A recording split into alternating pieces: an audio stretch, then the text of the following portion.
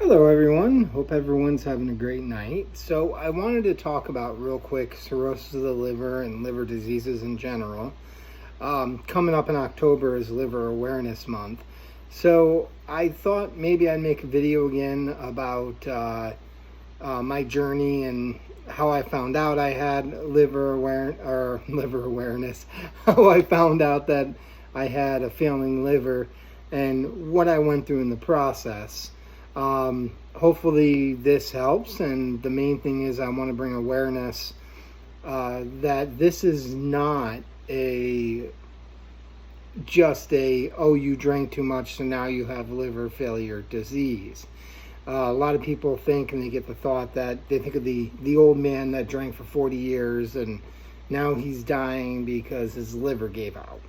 No, there's so many other reasons for it. Now, alcohol is a contributing factor, and if you already have liver issues, alcohol can be like throwing a gasoline-covered log on a fire. It definitely will speed up the process, which is kind of what happened to me, but I shall explain that. So, a couple years ago,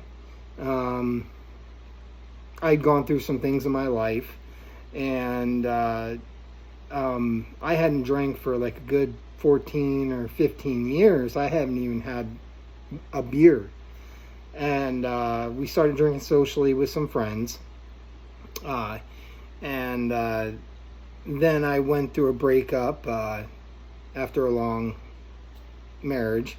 And in that process, I went through some depression, and I started drinking more heavily. At one point, I was drinking probably about a pint of hard liquor a night, which is a lot. Yes. So yes, there was alcohol that helped speed things along for me. But I didn't know it at the time, but I actually found out this just recently. I actually have a mutation in one of my genes that causes iron overload. So basically, for years and years and years, well, my whole life, iron's been building up in my main organs: liver, heart, brain. But anyway, back to the story.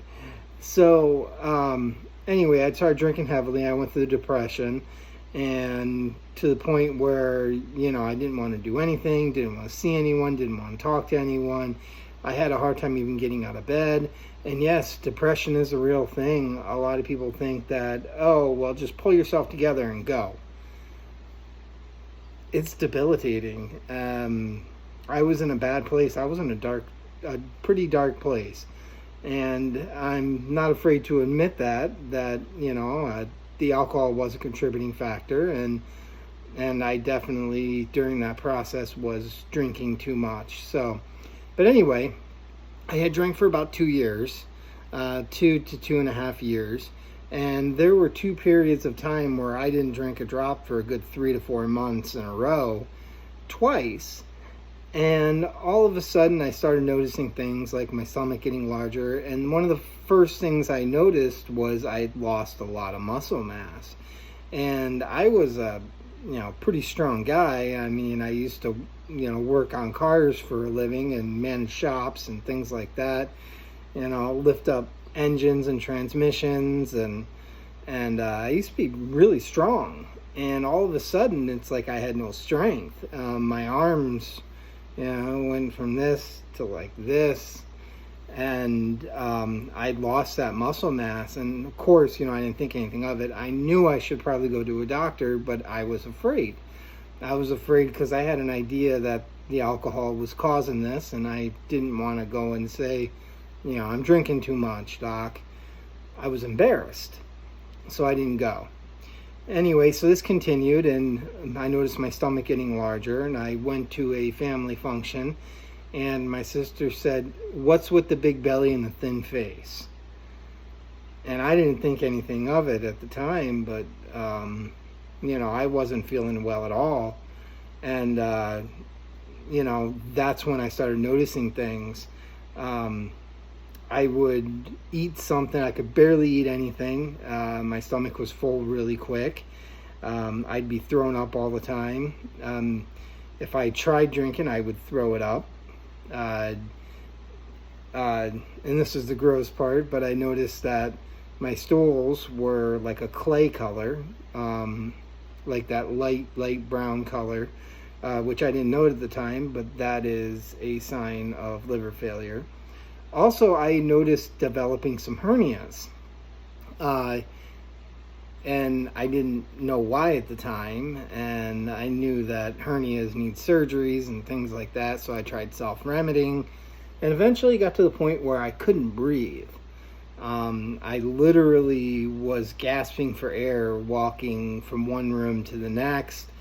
Things like going shopping, grocery shopping, I couldn't do because I couldn't breathe. And I went on for this for like a good month like that. So finally, I decided I needed to go in. So I went in. I went to see the doctor. You know, I was truthful with him. I told him everything. Told him, you know, what I was doing, that I was drinking and everything. And so then they looked at it and they said, "You're in liver failure." And I didn't really know what that meant. You know, just that, oh, your liver's bad and we got to get the fluid off you. Well, so they shipped me off to a liver hospital that was about a 45-minute drive away, through ambulance. They sent me there. They wound up doing a thoracentesis, and they pulled, I believe, 3 liters of fluid off my right lung. My right lung was like completely collapsed. And then they wound up pulling like 5 liters off my stomach. And there was some relief there when all that fluid was gone. I could breathe again. My stomach wasn't hurting as bad. So I was in the hospital for 10 days. The liver doctor said, come back in a couple weeks and we'll verify your medicine. And they gave me some different medicines, lactulose, Xifaxan. Lactulose is to catch the ammonia in your body because your liver isn't processing the bile and the bad things. That's why you turn yellow, like the jaundice color. And it's supposed to catch it, and then, you know, comes out through your stools. And the Xifaxan protects the brain from getting affected, causing encephalopathy, which is pretty much best way to say it: insanity, forgetfulness, change of personality, change of mood, doing things you wouldn't normally do, even at worst case, a coma. So, and then they told me I had to take a lot of protein, and it was like, all right, have a nice day. So I go home and I'm doing everything I should. I'm taking the diuretics, I'm taking the medicines, and I wound up throwing up blood. I had the worst stomach ache all day, and I wound up throwing up blood. And I went in, and they found varices, which are veins in your esophagus. What happens is you get what's called portal hypertension. It's the main portal vein that goes through your liver, and goes through, carries your main blood flow. Well, because the liver is hardening, it's blocking that flow. So what happens is it starts creating new veins, kind of like if there was a traffic jam on a highway somewhere, and then everybody started driving through the cornfields to get where they're going. They're making these new roads. Well, those roads aren't good. What happens is it winds up weakening. Those veins are dangerous, and they wind up bleeding, which is what happened. So they go in there and they put these little rubber bands around them, and I think they did like 5 varices. They had me do a colonoscopy because, you know, they still want to check for more bleeding. I think I had like 3 blood transfusions at that time. So they did all that. So then I was sent home, and I wound up right back in the hospital again because my right lung filled up with fluid again. So I had another thoracentesis. I was in the hospital for a while again. Then I was sent home, and the same thing kind of happened again. Fluid built up. When I went into the doctor's office, they pulled it out, sent me home. I get a phone call back saying you need to get to the hospital immediately because the fluid in the culture that they grew came back as gram positive. That's like a staph infection. So I had to go back, and I was in there for another week and a half. where they're running heavy antibiotics through me and checking the fluids and all that stuff. And then this kept on going. More varices binded, more fluids build up. I think altogether I had like 8 thoracenteses. That's where they put this really long, thin needle through your back into the lung area, and they pull the fluid out. And anyway, so this kept happening. So finally, they put a chest tube in, and I was in the hospital for almost a full month that time.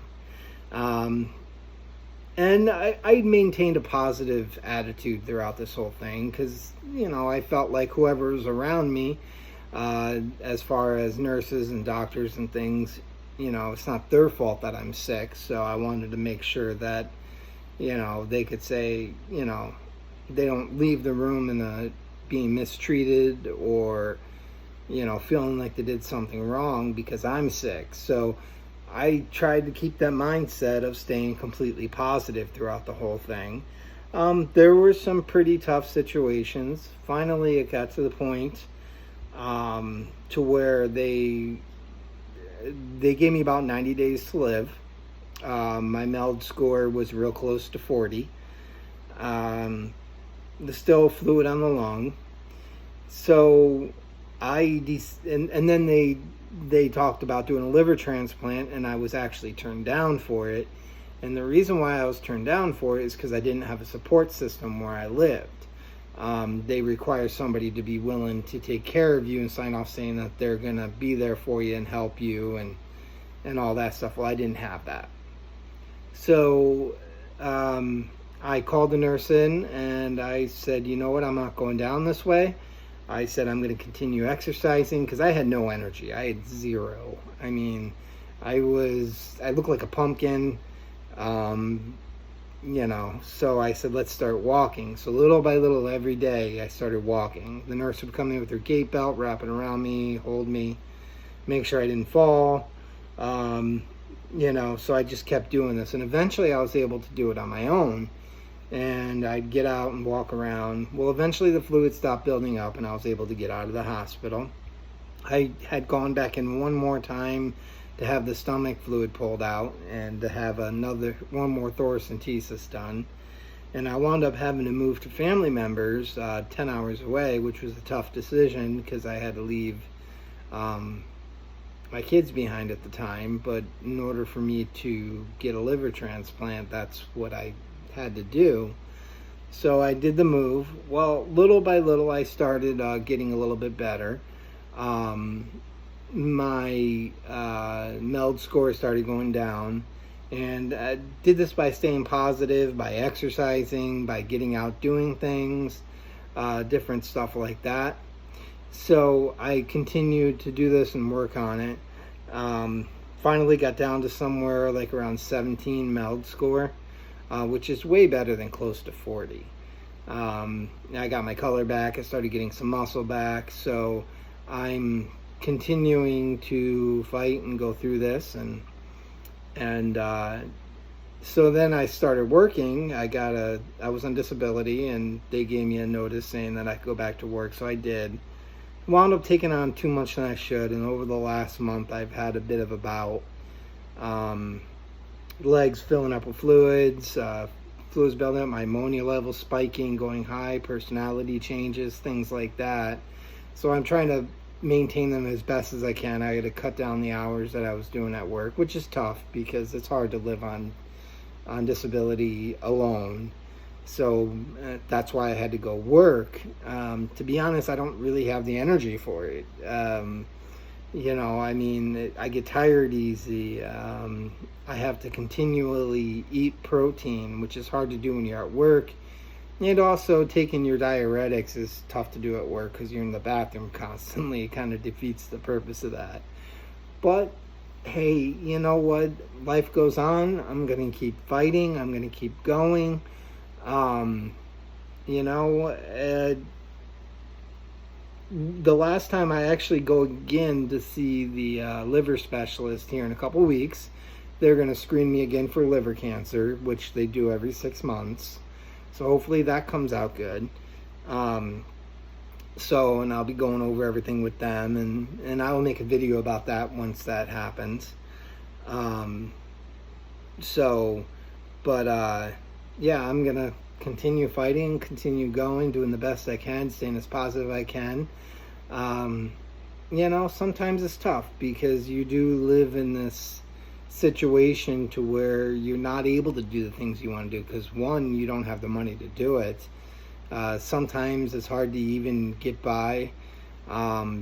Programs, I got disability, but it's just over the state minimum for one person, so you don't get any food stamps, you don't get any of that kind of stuff. So there's not a whole lot of help out. And you know, when you're disabled, about the only thing you get is a parking space.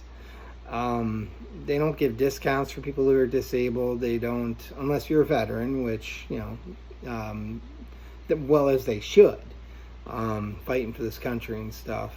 But there's really not a lot of help. With that said, there is a GoFundMe connected to this page. If you go to my bio and click on it, any help helps. It's not necessary. It's not required. But the main thing is to bring awareness. And if you can help anyone out there, or even tell somebody about it, or mention my channel to just bring that awareness, that would be wonderful. I'm hoping to look into finding a liver walk in October somewhere nearby. I don't know if I'll find anything. There's not a whole lot nearby, so, but I will look into that. But however, though, keep smiling, keep fighting, keep going. Every day is another day. You don't know what it's going to bring, right? So it may bring something great, you know? So let's keep going. Let's, if you have any questions about liver failure, about what it's like to go through, some of the signs, things like that, or something particular you want me to make a video on, please comment, and I would be happy to do that. I do try to get back to my comments as fast as I can. There are times I miss a few, and if I miss any of yours, I apologize. I will go through them a little bit later and check all those as well. All right, everyone, take care. Have a wonderful day, and be blessed.